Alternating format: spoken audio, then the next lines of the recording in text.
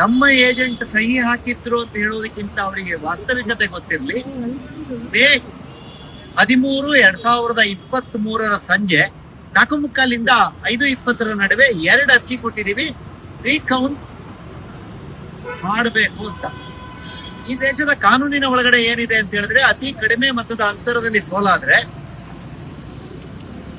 ಅವ್ರ returning officer suo motu recount ಮಾಡ್ಬೇಕು ಅಂತಿದೆ. ಕಂಪಲ್ಸರಿ ಅಲ್ಲ, ಮಾಡಬಹುದು. ನಾವು ಅರ್ಜಿ ಕೊಟ್ರೆ ಕಂಪಲ್ಸರಿ ಮಾಡ್ಲೇಬೇಕು. ಮಾಡ್ಲಿಲ್ಲ ಅವರು. ನನ್ನ ಅರ್ಜಿಗೆ ಉತ್ತರ ಕೊಟ್ಟಿದ್ದು 2 ದಿನ ಆದ್ಮೇಲೆ ಪೋಸ್ಟಲ್ ಅಲ್ಲಿ ಕಳಿಸಿದ್ದಾರೆ. ಉತ್ತರನ ಪೋಸ್ಟಲ್ ಕಳಿಸಿರೋದು.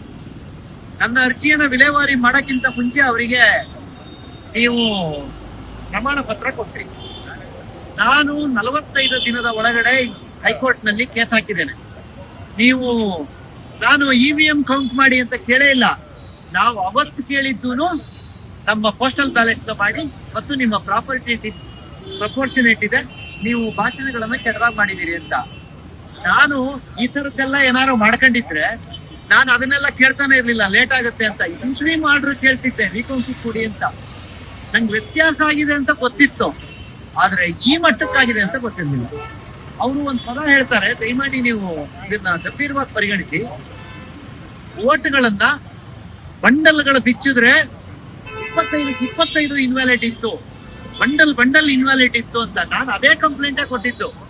ಈ ಕೌಂಟಿಂಗ್ ಟೇಬಲ್ಗಳು ನೀವು ನೋಡಿದಿರೋ ಇಲ್ಲ ಗೊತ್ತಿಲ್ಲ, ಟೇಬಲ್ ಮೇಲೆ ಎಲ್ಲ ಟ್ರೇ ಇಟ್ಟಿರ್ತಾರೆ, ಎಷ್ಟು ಕ್ಯಾಂಡಿಡೇಟ್ ಇದೆ ಅದ್ರ ಹೆಸರು ಬರೆದು.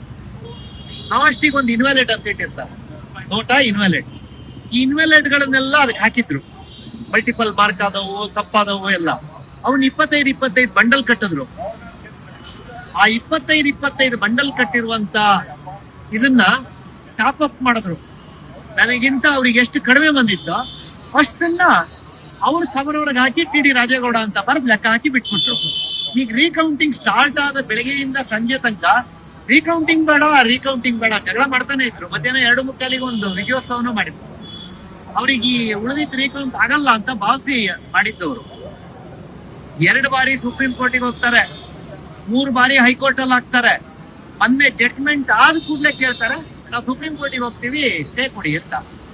ನಿಮಗೆ ಎಲ್ಲವೂ ಸರಿ ಇದ್ರೆ ನೀವು ಯಾಕೆ ಸುಪ್ರೀಂ ಕೋರ್ಟಿಗೆ ಪದೇ ಹೋಗ್ತೀರಿ? ಮತ್ತು ಇನ್ನೊಂದು ವಿಷಯ ನಿಮ್ಗೆ ಯಾರಿಗೂ ಗೊತ್ತಿಲ್ಲ, 2024 ಆಗಸ್ಟ್ ಇರ್ಬೋದು ಅಂತ ಅನ್ಕೊಂತೀನಿ. 24 ಪಕ್ಕ ನಾವು ಹೈಕೋರ್ಟಿಗೆ ಒಂದು ಅರ್ಜಿ ಹಾಕ್ತೀವಿ. ನಮಗೆ ಈ ಸರ್ಕಾರದ ಮೇಲೆ ನಂಬಿಕೆ ಇಲ್ಲ, ಈ ಬ್ಯಾಲೆಟ್ ಗಳನ್ನ ತರಿಸಿ ನೀವು ಕೋರ್ಟ್ ಸೂಪರ್ದಲ್ಲಿ ಇಟ್ಕೊಳ್ಳಿ ಅಂತ. ಅವತ್ತು ಅವ್ರ ಲಾಯರ್ ಕೋರ್ಟಿಗೆ ಅಧಿಕೃತವಾಗಿ ಸ್ಟೇಟ್ಮೆಂಟ್ ಮಾಡ್ತಾರೆ ಮತ್ತು ಇದಾಗ್ತಾರೆ. ಇವ್ರು ಕೇಳ್ತಾ ಇರೋ ತಪ್ಪು, ಕರ್ನಾಟಕ ಸರ್ಕಾರದ ಮೇಲೆ ನಂಬಿಕೆ ಇಲ್ಲ, ನಮ್ ಜಿಲ್ಲಾಧಿಕಾರಿಗಳ ಮೇಲೆ ನಂಬಿಕೆ ಇಲ್ಲ. ನಮ್ ಸ್ಟ್ರಾಂಗ್ ರೂಮ್ ಹೇಗಿದೆ, 24x7 CC ಕ್ಯಾಮ್ರಾ ಇದೆ, ಏನ್ ನಡೆದ್ರು ಅದ್ರಲ್ಲಿ ಕಾಣುತ್ತೆ, ಅದು ಕ್ಲೌಡ್ ಅಲ್ಲಿ ಅಪ್ಲೋಡ್ ಆಗುತ್ತೆ ಅಂತ ಅವ್ರ ಲಾಯರ್ ಹೇಳಿದ್ದಾರೆ. ನಾವು ಈ ಅನುಮಾನ ನಾವು ವ್ಯಕ್ತಪಡಿಸಿದ್ವಿ, ಅವ್ರು ಇದನ್ನ ಹೇಳ್ತಾ ಇದ್ದಾರೆ.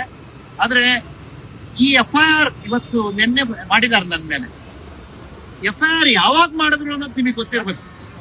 ನಮಗೆ ಯಾವಾಗ ಇಮೇಲ್ ಅಲ್ಲಿ ಸರ್ಟಿಫಿಕೇಟ್ ಬಂತೋ ಅದಾಗಿ ಸ್ವಲ್ಪ ಹೊತ್ತಿಗೆ FIR ಆಗುತ್ತೆ. FIR ಅಲ್ಲಿ ಬಹಳ ದೊಡ್ಡ ಸೆಕ್ಷನ್ಗಳು ಹಾಕೊಂಡಾರೆ. ಯಾರು ಯಾವಾಗ ಮಾಡಿದ್ರು ಅಂತ ಗೊತ್ತಿಲ್ಲ. 2023 ನಾವು ಮಾಡಿದೀವಿ ಅಂತ ಆದ್ರೆ ಇಷ್ಟು ದಿನ ಏನ್ ಮಾಡ್ತಾ ಇದ್ವಿ? ಮತ್ತು FIR ಹಾಕಿರುವಂತಹದ್ದು ಇವ್ರೀಗ ಅವ್ರದೇ ಸರ್ಕಾರದ ಅಧಿಕಾರಿಗಳನ್ನಿಟ್ಟು ಯಾರ ಹತ್ರನಾರು ಯಾವ್ದಾವ್ದು ಜೀವರಾಜ್ ಹೇಳಿದ್ದ ನಾನು ಮಾಡಿದ್ದೆ ಅಂತ ಹೇಳಿ ನನ್ನ ಮಾನಸಿಕ ಸ್ಥೈರ್ಯವನ್ನ ಕುಗ್ಗಿಸುವ ಮತ್ತು ನನ್ನ ಮೇಲಿನ ಒಂದು ಪ್ರಹಾರಕ್ಕಾಗಿ ಮಾಡಿದ್ದಾರೆ. ಆದ್ರೆ ಮಾನ್ಯ ಉಚ್ಚ ನ್ಯಾಯಾಲಯ ಇವತ್ತು ಅಧಿಕೃತವಾಗಿ ಹೇಳಿದೆ, 8 ವರ್ಷ ಆದವನ್ ಬಂದು ಟ್ಯಾಂಪರಿಂಗ್ ಮಾಡೋಣ ಅಂತ ಹೇಳ್ತಿರಲ್ರಿ, ಏನ್ ಮಾತಾಡ್ತಾ ಇದ್ದೀರಿ ನೀವು ಮಾತಾಡೋದಕ್ಕೆ ಒಂದು ಇದ್ಬೇಡವಾ ಅಂತ ಹೇಳುವಂತದನ್ನ ಕೋರ್ಟ್ ಅಬ್ಸರ್ವೇಷನ್ ಮಾಡಿಲ್ಲ. ನ್ಯಾಯಾಲಯದಲ್ಲಿ ನ್ಯಾಯ ಸಿಗುತ್ತೆ. ನಾಳೆ ಅಲ್ಲ ನಾಡಿದ್ದು ಮತ್ತೆ ಈ ಕೇಸ್ ಬರ್ತಾ ಇದೆ. ನನಗೆ ಪೂರ್ಣ ಭರವಸೆ ಇದೆ ನ್ಯಾಯಾಲಯದಲ್ಲಿ ನ್ಯಾಯ.